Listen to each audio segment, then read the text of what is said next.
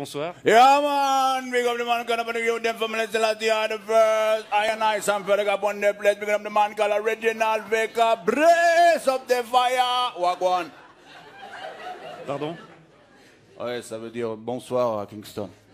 D'accord. Alors vous êtes un consommateur régulier de cannabis, vous êtes aussi membre d'un groupe de reggae suisse, Yeah, Brada Framanada Mada. Brother Framanada Mada, man. C'est quand tu es frère, tu es brother, mais tu n'as pas la même maman, man. Brother Framanada Mada, brother Framanada Mada, brother Framanada Mada. Brada Framanada Mada. Vous êtes c'est ce groupe dans lequel vous jouez, avec lequel vous voyagez souvent Yeah, man. en Jamaïque. Bra. C'est ça. Alors tout d'abord, qu'est-ce que vous pensez de ce boom du CBD? Un boom qui a commencé en août dernier lorsqu'un fabricant chafouzois a obtenu pour la première fois une autorisation d'en vendre. Man, moi je trouve c'est rigolo de voir les clients qui vont acheter une ou deux têtes de weed comme si c'était des chiclettes. Mais il faut dire c'est Baba et c'est Bobo et c'est Babylone. Babylone, c'est la société qui est décadente et il les encourage à vendre ces produits qui sèment la panique, man. Ouais, la panique, notamment chez les forces de l'ordre Yeah, qui font face à un nouveau casse-tête. Yeah, man. Les pauvres policiers, man, ils peuvent pas faire la différence entre le CBD et la CNC, man. Là. La Sensimilia, man. La ganja, la weed, la marijuana, la kaya, man, whatever. D'accord, parce qu'il est vrai qu'en apparence, le cannabis légal ressemble à s'y méprendre à son cousin. Là. Les pauvres petits boys des police, man. Ils peuvent pas faire la différence, man. Il faut qu'ils aillent goûter le produit. Alors imagine, man, le pauvre policier, man. Excusez-moi, vous pouvez me présenter vos papiers à rouler d'identité. Ce sera pas possible, man. Oui. Je rappelle que cette variante de cannabis ne tombe pas sous le coup de la loi fédérale sur le stupéfiant, une loi de 2011, puisqu'elle contient moins de 1% de THC. Bombo clad de fire, bonagwande, man.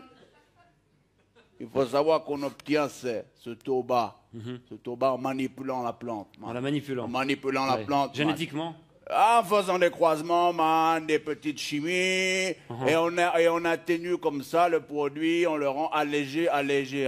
Et aujourd'hui, man, c'est pas tout comme ça dans la société, man. C'est exactement la même chose comme les sodas sans sucre, les yogourts allégés à la gélatine de porc, ou l'huile d'olive sans olive, man. Ça va pas, man. C'est pas du vrai cannabis, selon vous. Non, man, la vraie weed, la vraie ganja. La vraie ganja. Il faut la planter avec amour. Il faut la faire grandir sous les incantations de Joe Rastafari.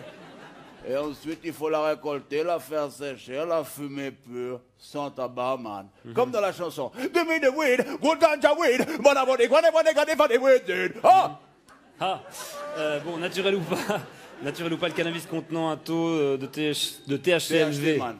C'est quoi THC? Tétrahydrocannabinol, tétrahydro peut-être. Yeah, c'est d'abord une drogue et contre laquelle les pouvoirs publics sont censés lutter, monsieur Frediger. Et pourquoi, man, on ne pourrait pas lutter d'abord contre l'alcool, man? L'alcool, man. Interdire l'alcool, man, qui est beaucoup plus additif et beaucoup plus dangereux, man. Bon, ça, c'est pas... C'est pas quoi? C'est pas ce qu'on dit. Il suffit de regarder l'expérience, man, des exemples qui sont tout autour de toi dans la vie, man. Si tu bois trop d'alcool, man. Ça va le coude. Ça va nickel. Si tu bois trop d'alcool, man, tu vas commencer à dire des conneries. Ensuite, tu vas rouler des pelles à une inconnue. Ensuite, tu vas te battre. Ensuite, tu vas te retrouver tout nu dans la rue. Le sgay galère.